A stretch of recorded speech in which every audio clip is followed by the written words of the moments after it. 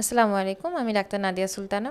আজকে আমরা যে বিষয়টা নিয়ে কথা বলবো সেটা হচ্ছে যে আপনি কোনো রকম কোনো পিল খাওয়া ছাড়া বা হচ্ছে কোনো রকম কোনো ইনজেকশন নেওয়া ছাড়া বা কোনো ডিভাইস ইউজ করা ছাড়া আপনি কিভাবে ন্যাচারাল ওয়েতে বা প্রাকৃতিক পদ্ধতিতে আপনি হচ্ছে জন্ম নিরোধ করবেন সেটার ব্যাপারে আজকে কথা বলবো।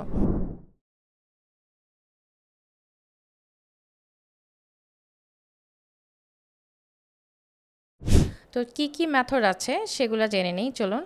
প্রথমে বলে রাখি যে সেফ পিরিয়ড বা হচ্ছে এটাকে বলা হয় রিদম মেথড।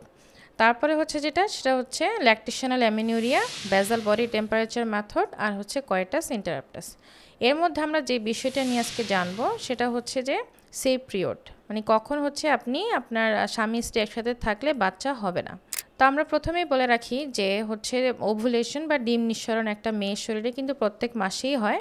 সেটা হয় সাধারণত হচ্ছে পরবর্তী যে মাসিক তার 14 দিন আগে ওভুলেশনটা হয়।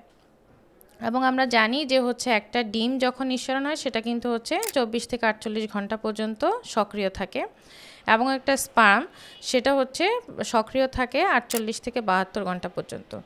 তো আমরা যদি বলি যে ডেঞ্জার জোনটা আগে জানতে হবে আমাদের, কখন যদি হচ্ছে স্বামী স্ত্রী একসাথে থাকে তাহলে হচ্ছে তাদের বাচ্চা হওয়ার সম্ভাবনাটা থাকে, মানে ডেঞ্জার জোন।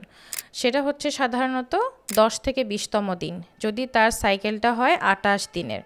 সে 28 দিনের সাইকেলটাকে যদি আমরা ধরি তাহলে হচ্ছে সেখান থেকে 2 দিন আগে বা 2 দিন পরে এরকম করে মাসিক সাধারণত হয়ে থাকে। সো এখন আসি যে হচ্ছে কখন হচ্ছে যদি স্বামী স্ত্রী একসাথে থাকে গর্ভধারণ হবে না। সেটা হচ্ছে যে সাধারণত মাসিকের যে 4 দিন সেটা, এবং হচ্ছে মাসিকের পরের 3 দিন এবং মাসিকের আগের 9 দিন হচ্ছে স্বামী স্ত্রী যদি একসাথে থাকেন তাহলে কিন্তু গর্ভধারণ হবে না। এই সময়টাকে আমরা হচ্ছে সেফ পিরিয়ড বলে থাকি।